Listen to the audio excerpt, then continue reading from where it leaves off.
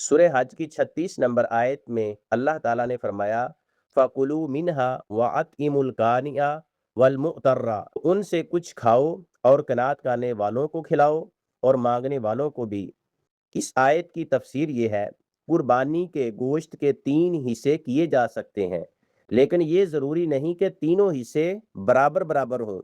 گوشت کا ایک حصہ گھر میں کھانے کے لیے رکھ لیں، ایک حصہ دوست احباب رشتہ داروں میں تقسیم کر دیں، اور ایک حصہ غریب مسکین جنہوں نے قربانی نہیں کی ان کو دے دیں۔ کوشش یہ کرنی چاہیے کہ قربانی کا گوشت ان کو دیں جن کے گھر میں قربانی نہیں ہے۔ ہمارے ہاں اکثر انہی گھروں میں گوشت دیا جاتا ہے جنہوں نے قربانی کی ہوتی ہے یا جن کے ساتھ تعلق اور دعا سلام ہوتی ہے۔